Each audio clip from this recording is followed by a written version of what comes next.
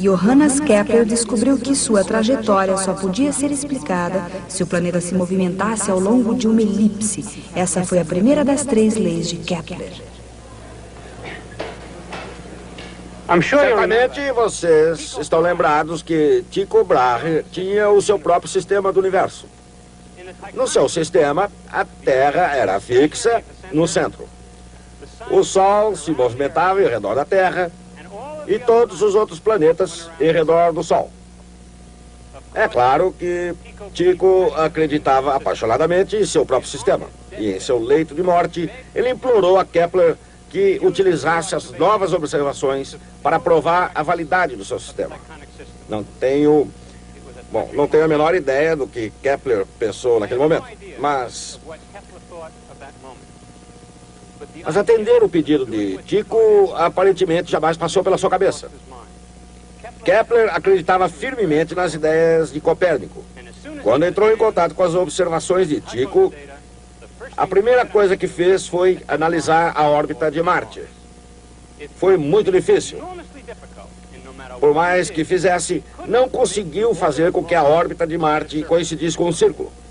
A diferença entre a posição angular de Marte e a melhor órbita circular era de 8 minutos de arco. Em outras palavras, se ele tivesse tentado fazer o mesmo antes das observações de Tycho, isso teria sido possível. Com os dados obtidos por Tycho, era inútil tentar.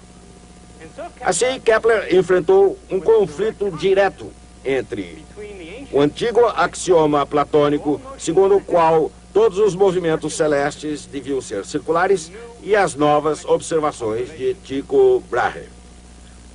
Frente a esse conflito, Kepler decidiu ficar com as novas observações. Começou então a procurar uma curva capaz de descrever a órbita de Marte. Depois de muitos anos de trabalho, acabou encontrando a resposta. Uma curva conhecida há milhares de anos. Uma curva chamada elipse. Em termos gráficos, um pedaço de barbante e 2 alfinetes ilustram a elegância simples de uma elipse. Desde que o barbante não estique, alcançando um comprimento diferente, a distância total de um alfinete ao lápis e ao outro alfinete é constante.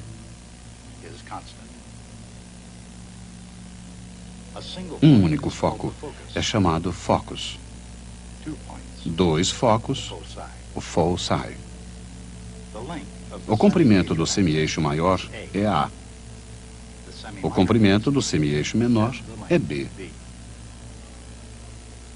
A região limitada pela elipse tem uma área igual a π a B. A distância do centro a cada foco é uma fração de A, EA. O símbolo E representa o grau de excentricidade. Da mesma forma como a palavra é usada no contexto social, excentricidade significa um pouco fora do centro. E quando E se reduz a zero, quando não há excentricidade, o resultado é uma figura perfeitamente redonda, uma elipse chamada circunferência. Mas quando E aumenta, a elipse torna-se cada vez mais excêntrica e cada vez mais achatada. Focus é uma palavra latina, que significa fogueira.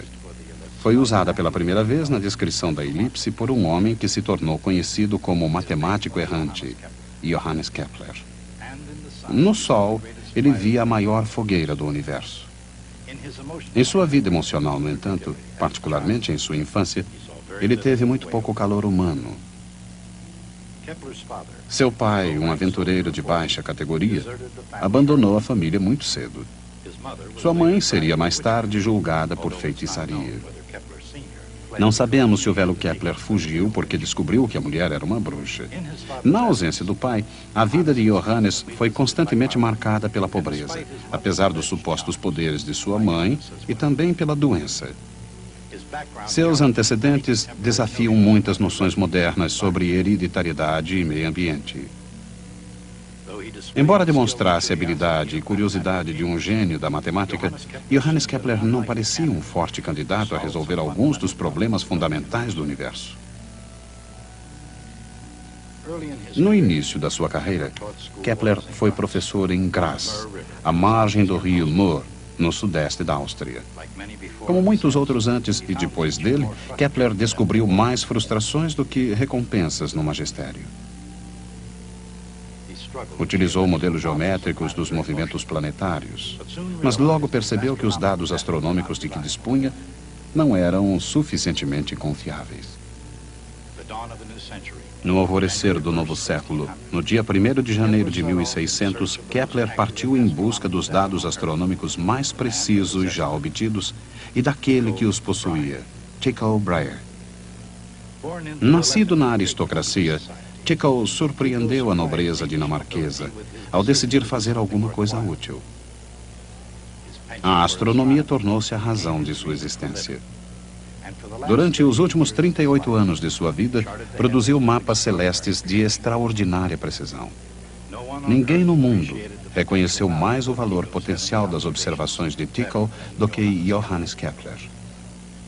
Para ele, esses dados eram a chave que abriria a porta do universo, revelando o que ele chamava os segredos dos céus.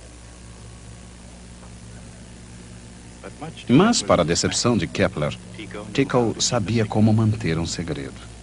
Assim, Kepler batalhou sem os preciosos dados de Tycho durante quase 2 anos. Então, no dia 24 de outubro de 1601, o destino entrou em ação. As últimas palavras de Tycho foram: "Não permitam que a minha vida tenha sido em vão." A família manteve os dados em segredo, mas Kepler conseguiu realizar o último desejo de Tycho. Mais preocupado com a ciência do que com a ética, Kepler roubou o material.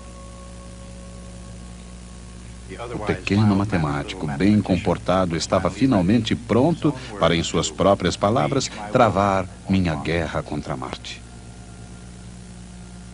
Marte, o planeta vermelho. Marte, um antigo deus romano da agricultura e da guerra. Marte, poderoso e misterioso através dos tempos. Dentro do antigo conceito de um universo em que a Terra ocupava o centro, os planetas moviam-se em epiciclos. Às vezes, como era o caso de Marte, os epiciclos eram muito irregulares. Para explicar esse comportamento estranho, Tycho concebeu o seu próprio universo, o sistema solar de Tycho Brahe. Assim como Ptolomeu, ele colocou a Terra no centro, com o Sol girando em seu redor. Mas assim como Copérnico, Tycho colocou os outros planetas se movimentando em órbita do Sol. Embora o sistema de Tycho correspondesse às aparências de maneira mais simples que o de Ptolomeu, Kepler adotou os pontos de vista de Nicolau Copérnico. Além de ser um ponto de vista impopular, Galileu seria julgado em Roma por compartilhar dele, era um ponto de vista extremamente difícil de se justificar cientificamente. Consideremos o sistema solar de Copérnico e os problemas que ele representava para Kepler. Segundo o revolucionário ponto de vista de Copérnico, Kepler precisava fazer observações matemáticas a partir de um planeta que não estava em posição central e fixa, mas sim em movimento, juntamente com os outros planetas. Podemos imaginar a dificuldade de tentar calcular a órbita de Marte a partir de uma plataforma móvel. Essa plataforma, girando sobre o próprio eixo, move-se numa órbita não circular, numa velocidade constantemente variando e com um centro desconhecido. Esse era o dilema de Kepler. Mas ele enfrentou esse dilema com uma veia poética dentro de um universo lógico. Perguntava, por acaso, que vantagem o pequeno pássaro espera obter do seu canto? Indagava Kepler, expressando como via sua determinação de descobrir o segredo dos céus. Assim como algumas criaturas parecem ter sido criadas para cantar, Kepler parece ter sido criado para calcular. E seus cálculos, que perfazem mais de 900 páginas, foram extremamente difíceis. Sua guerra contra Marte foi um cerco no qual muitas armas utilizadas eram imperfeitas e defeituosas. Mas mesmo assim, elas foram empregadas com notável brilho.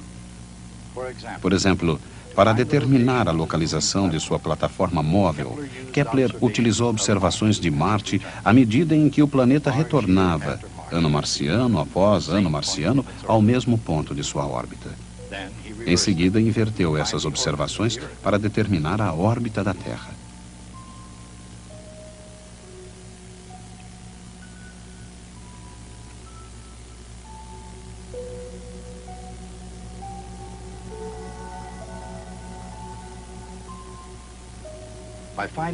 Ao encontrar uma circunferência, muito embora ela não estivesse exatamente centralizada no Sol, Kepler dera um passo na direção certa. Mais uma vez, ele atacou o problema de Marte. Incapaz de determinar sua trajetória exata, ele acabou encontrando algo sugestivo em sua velocidade irregular. Marte se movia mais rápido quando estava mais próximo do Sol e mais lentamente quando estava distante. Isso acabou se transformando na segunda lei de Kepler. Ele ainda não havia encontrado a sua primeira lei. Aproximadamente a cada 2 anos, o Sol, a Terra e Marte estão em oposição. Observada da Terra ou do Sol, a posição de Marte é a mesma. A partir de outra observação, 1 ano marciano depois, Kepler pôde triangular um ponto preciso na órbita de Marte.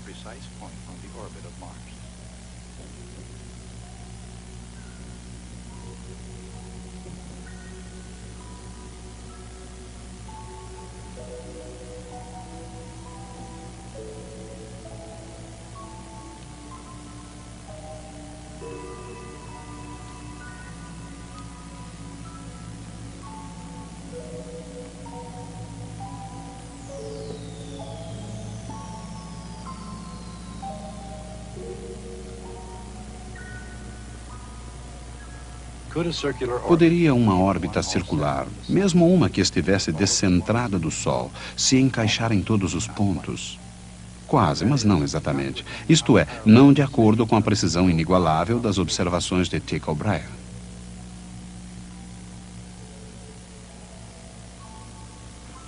Que curva, então, poderia descrever essa órbita? A resposta a essa questão revelaria o segredo do céu. Com o Sol em um foco e uma órbita oval, um círculo ligeiramente distorcido.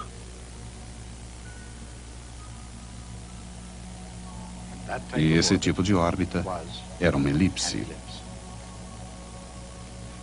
A elipse, já conhecida dos antigos gregos e redescoberta nos céus por Johannes Kepler, pode ser observada à vontade aqui na Terra.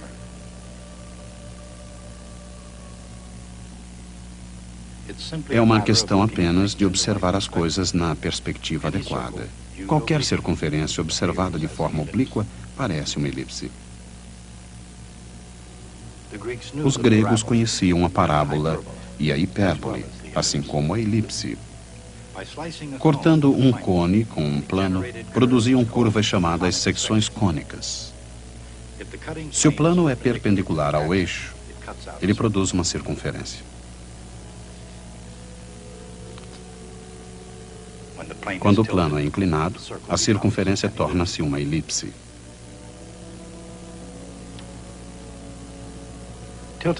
Inclinando-se o plano o suficiente para que fique paralelo a um lado do cone, obtém-se uma parábola.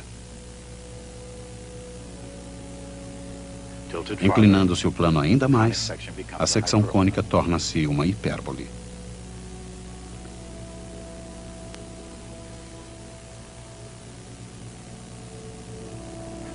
Os gregos antigos apresentavam uma notável capacidade para os jogos geométricos. Por volta do ano 200 a.C., Apolônio conquistou o título de o Grande Geômetra, por haver descrito essas curvas extraordinárias em 8 longos volumes. Mesmo assim, Apolônio tocou apenas de leve na superfície das seções cônicas. No ano 300 a.C., Papos de Alexandria descobriu outra maneira de descrever essas curvas.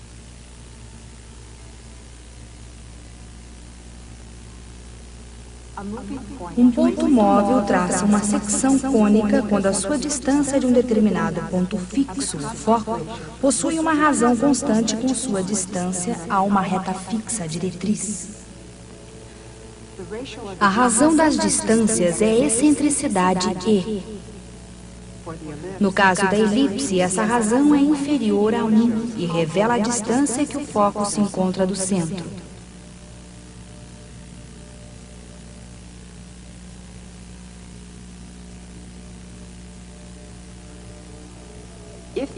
Quando as duas distâncias são iguais, o resultado é uma parábola, uma secção cônica com excentricidade igual a 1.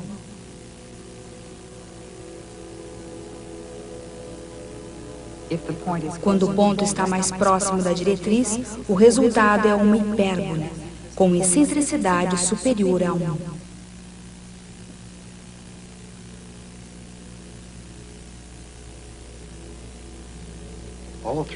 Todas as três secções cônicas possuem uma propriedade comum.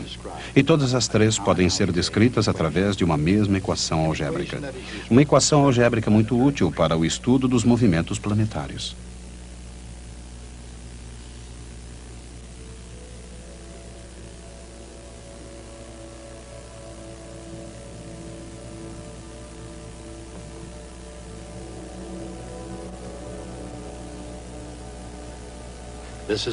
Esta é a fórmula básica para a descrição de todas as secções cônicas, a elipse, a parábola e a hipérbole.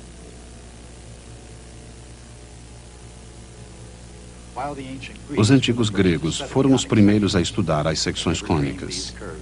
Jamais imaginaram que essas curvas influenciariam a forma do futuro. A parábola é um exemplo. Do clarão ofuscante dos faróis do automóvel, a edição muito limitada do telescópio de 10 metros da Caltech, mais de 1 bilhão de parábolas fazem parte da sociedade moderna. Hoje, entre muitas outras coisas, as parábolas são trajetórias de projéteis e formas receptoras dos fornos solares.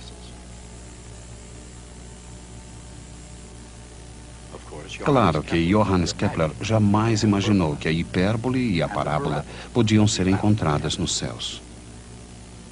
De fato, a utilização da elipse por Kepler, no caso da órbita de Marte, só foi possível porque ela era a única órbita planetária excêntrica o suficiente, aproximadamente 0,09, para ser considerada não circular.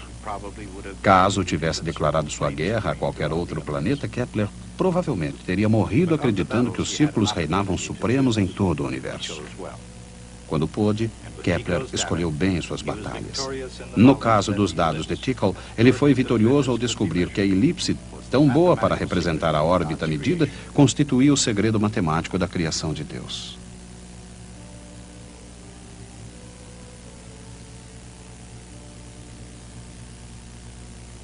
Esses segredos foram revelados, talvez até mesmo exibidos, como as presas da guerra contra Marte, na forma de 3 leis de Kepler.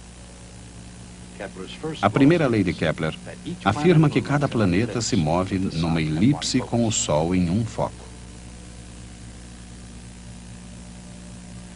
Durante sua guerra contra Marte, Kepler descobriu sua segunda lei. Uma linha ligando o Sol a um planeta varre áreas iguais em tempos iguais. A segunda lei de Kepler permitiu cálculos de precisão assombrosa de distância e velocidade.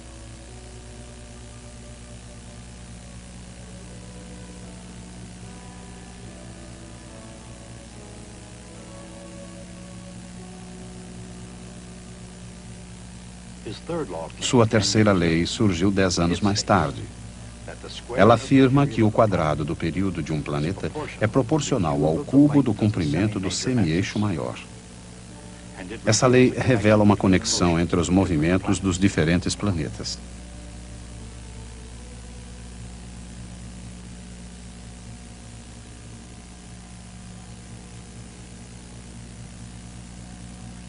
Mas em 1619, o ano em que Kepler publicou sua terceira lei, estava sendo travada a Guerra dos 30 Anos, um conflito muito mais próximo do que Marte.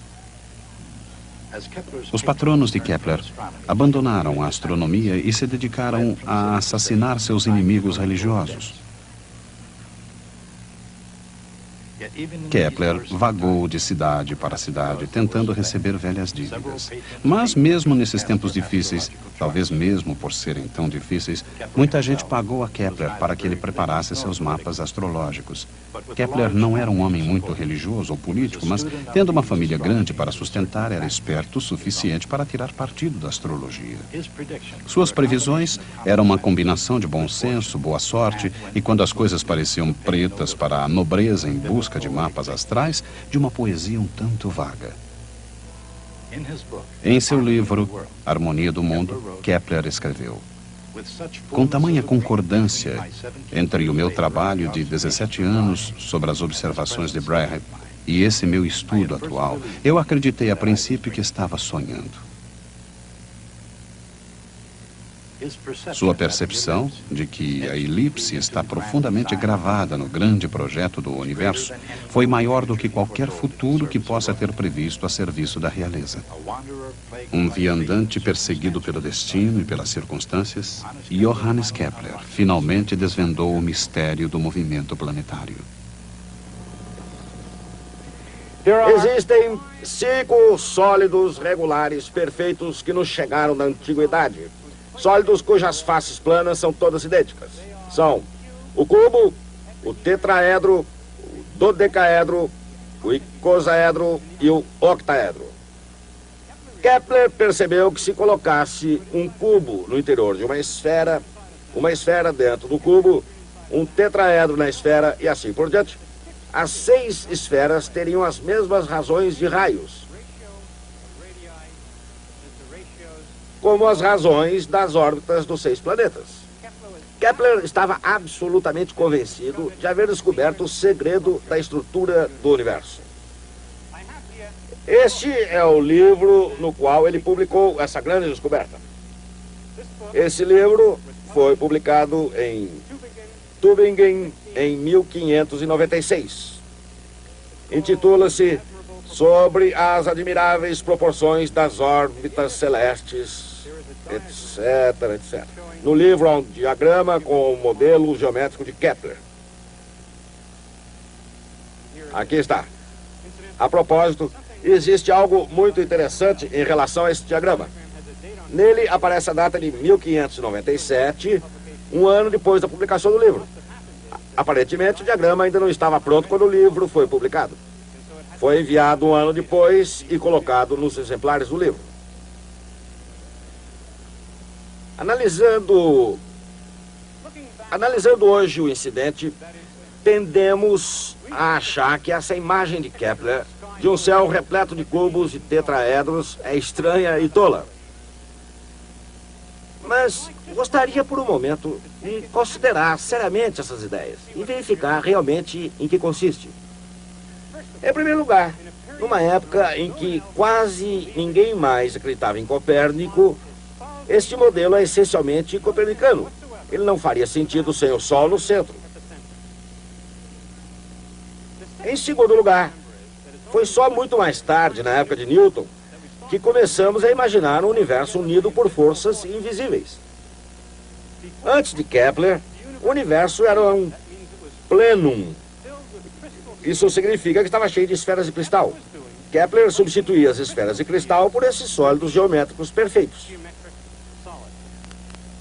A ideia de Kepler era ousada, mas, ao mesmo tempo, solidamente fincada na tradição científica de sua época. Em terceiro lugar, foi uma ideia de muito sucesso. Sua imagem explicava as razões das órbitas de todos os planetas conhecidos. Ele oferecia uma razão pela qual deveria haver 6, exatamente 6 planetas, porque havia 5, exatamente 5 sólidos regulares.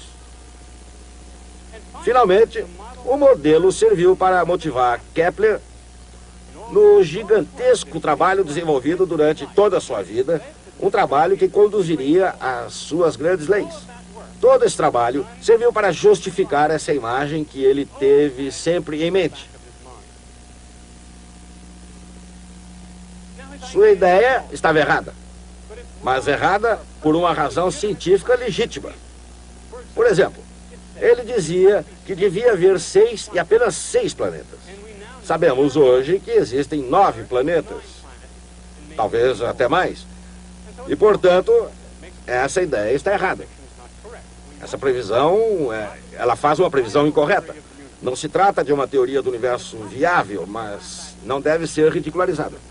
O valor de uma ideia científica não reside em estar certa ou errada. Reside em sua capacidade de nos conduzir a novas ideias e de nos levar ao progresso. Desse ponto de vista, o modelo maluco de Kepler, que acabaria se revelando equivocado, no entanto, segundo qualquer padrão razoável, deve ser considerado uma das mais importantes ideias científicas da história. Até a próxima vez. Embora o modelo geométrico de Kepler seja incorreto, ele o levaria a descobrir 3 leis que descrevem os céus com precisão. Cada planeta se movimenta em torno do Sol ao longo de uma trajetória elíptica, com o Sol em um dos focos. Uma linha ligando o Sol a um planeta varre áreas iguais em tempos iguais. O período da órbita de um planeta ao quadrado é proporcional ao cubo do seu semi-eixo maior.